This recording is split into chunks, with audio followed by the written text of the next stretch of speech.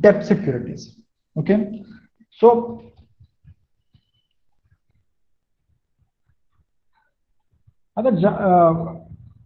when we we want money, if any company wants money from the people, so what they are going to offer them are bonds. Okay, debt securities. अब हम क्या करेंगे, normally bonds ये शब्द इस्तेमाल करेंगे, डेप्ट से ज्यादा ये ज्यादा आपको फैमिलियर भी लगेगा। तो जस्ट एज ऑन आपकी स्क्रीन पर जैसे है slide, if people invest in a company and earn interest by buying bonds, बराबर है, बॉन्ड जब आप बेचा जाता है आपको कंपनी के द्वारा, तो वो आपको क्या ऑफर करते हैं, they offer you interest. Actually it's not interest, it's a coupon payment, coupon rate. So you are a lender, बराबर है, पैसा कौन दे रहा है कंपनी को, यस आप दे रहे हो, बराबर है। इसका मतलब आप हो गए lender, you are going to lend the money, and the other one company is a borrower, क्योंकि वो बोरो कर रही है आपसे पैसे। अब the now if you see on the second sentence, the issuer means the borrower और the issuer of the bond may be company और अ गवर्नमेंट। अब दो टाइप के बॉन्ड्स आपको मार्केट में देखने को मिलते हैं। एक तो गवर्नमेंट बॉन्ड मिलेगा जो इंट्रोड्यूस किया जाता है by the central government, state government या म्युनिसिपल भी आ सकते हैं।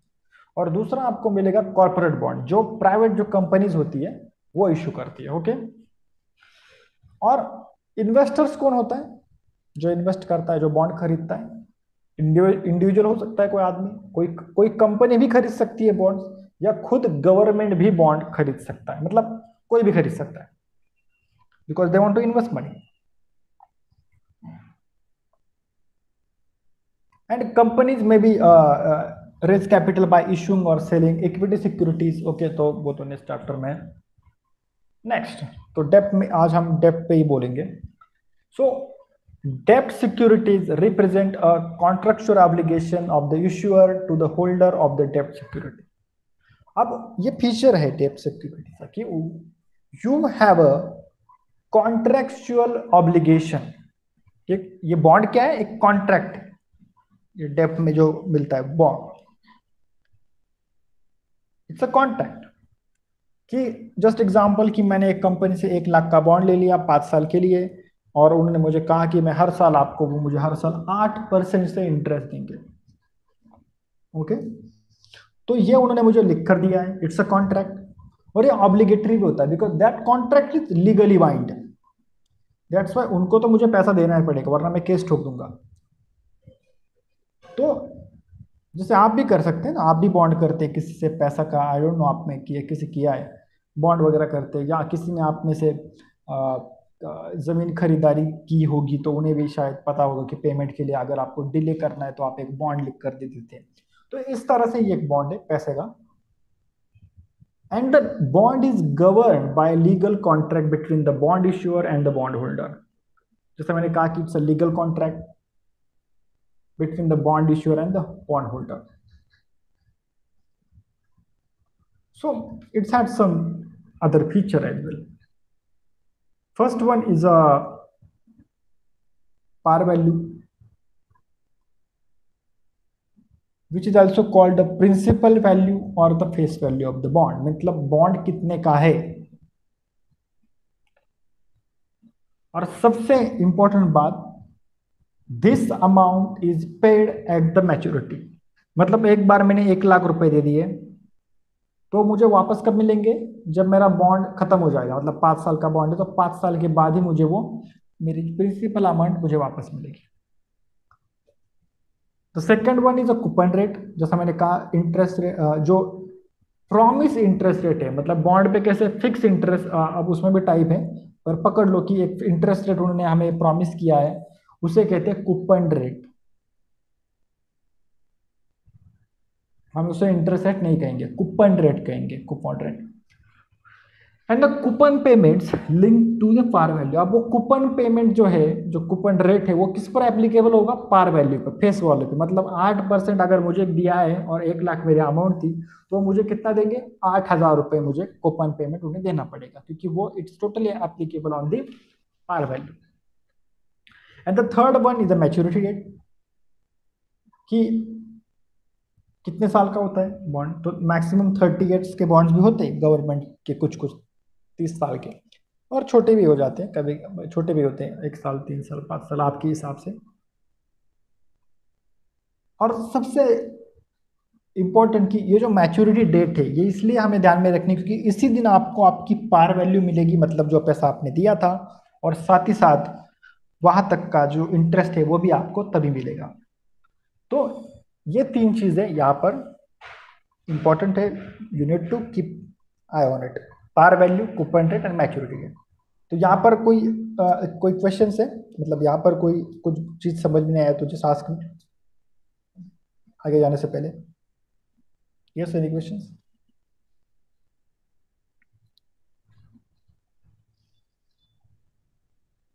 या, ओके।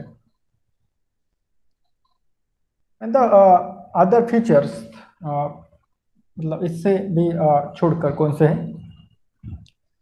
तो the features normally what to look bond more attract.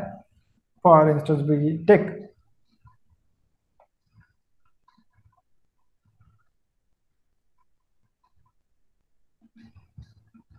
the convenience. Okay,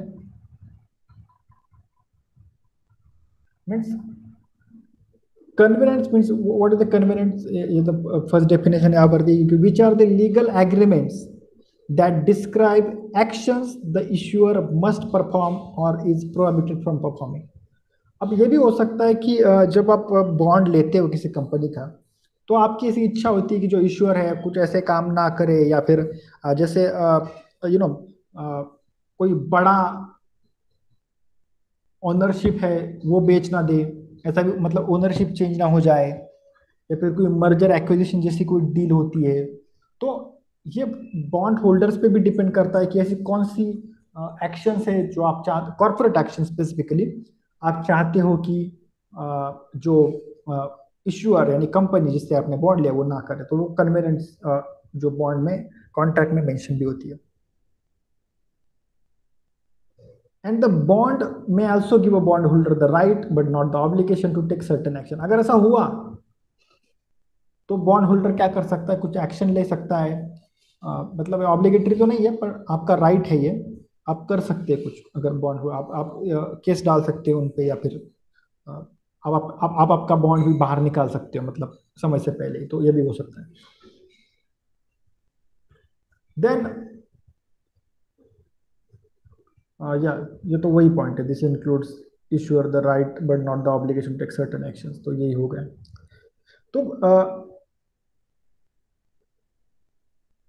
bond normally legal contract मैंने कहा आपको, तो इसलिए ये थोड़ा बॉन्ड्स को बेचना कंपनी के लिए थोड़ा सा भी गवर्निंग इशू में भी आ जाता है, क्योंकि उनको बहुत अब कह सकता हूँ बड़े समझदारी से या समझ के एक्शंस लेने पड़ते हैं as compare to bond holders, because वो डायरेक्टली लीगल एक्शन में बदल जाता है बॉन्ड होल्डर्स का इशू जो होता है वो। तो इसलिए कंपनीज भी बॉन्ड होल्डर्स का अच्छा ध्यान भी रखती है, और उनके एक्शंस काफ़ी कैलकुलेटेड भी होती है एज बॉन्ड होल्डर्स के बारे में। ओके, तो ये पॉइंट लेकर हम रुक जाएंगे। तो अब जो डेब्ट सिक्योरिटीज है, जो डेब्ट सिक्योरिटीज है, तो क्या डेब्ट सिक्योरिटीज में भी रैंकिंग होती है? मतलब क्या आप लोगों ने पढ़ा है कि जो बॉन्ड्स होती है उनको रैंकिंग दी जाती है, मतलब उनको रेटिंग दी जाती है, triple a bond, double a bond, सुना है आपने? मतलब यस, किसी ने? Yes sir. यस सुना है? यस बोलिए, मतलब कहाँ सुना है आपने?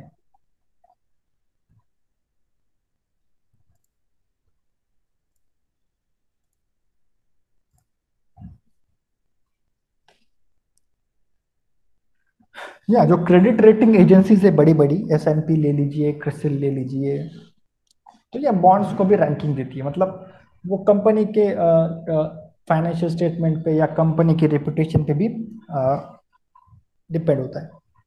तो बॉन्ड की भी खुद की रैंकिंग होती है, सीनियोरिटी रैंकिंग। मतलब किस डेप्ट को, अब ये डेप्ट बोलूंगा मैं से, तो किस डेप्ट को पहले मौका मिलेगा। पहला होता है secure dept. Secure dept with certain specific asset pledge as a collateral. अभी जो सिक्योर डेप्ट जो है, इस इसमें कुछ कोलेटरल रखा हुआ होता है। मतलब अगर मैंने पैसे वापस नहीं दिए तो ये मेरी कंपनी की, मेरी ये एसेट तुम्हारी, या फिर इसे बेचकर तुम अपना डेप्ट ले लो, तो ये कोलेटरल हो गया। मतलब कुछ गारंटी रखी गई है। ओके। उसके बाद दूसरी कैटेगरी होती है अनसिक्योर डेप्ट। उसमें भी 3 टाइप उन्होंने दिए हुए, पर आपको उतना ध्यान में नहीं रखना है। जब सिर्फ 2 ही रखो, सिक्योर डेप्ट और अनसिक्योर डेप्ट। अनसिक्योर डेप्ट में क्या होता है कि कोई भी कोलैटरल नहीं होता है। ओके, कोई भी कोलैटरल इसमें नहीं होता है। तो इसलिए होता क्या है कि अनसिक्योर डेप्ट जो होता है, अनसिक्योर डेप्ट या अनसिक्योर बॉन्ड जो होता है, उसका इंटरेस्ट रेट जो होता है वो थोड़ा ज्यादा होता है सिक्योर बॉन्ड से। क्योंकि वो तो रिस्क में जी रहे हैं बेचारे, उनको तो कोई कोलेटरल है ही नहीं। अगर डिफॉल्ट कर दिया तो उनको कुछ नहीं मिलने वाला। सिक्योर डेप्ट वालों को तो फिर भी मिलेगा, वो एसेट जो है, वो भी जो भी गारंटी रखी गई है, कोलेटरल रखा गया है, वो उसको बेच देंगे और अपना पैसा ले लेंगे।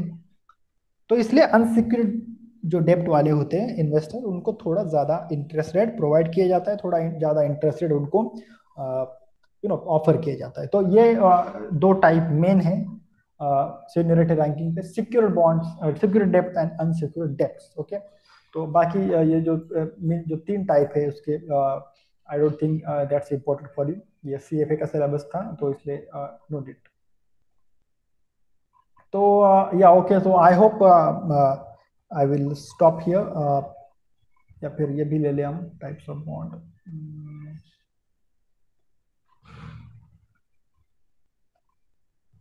आई थिंक ये हम कल ले सकते हैं इसको।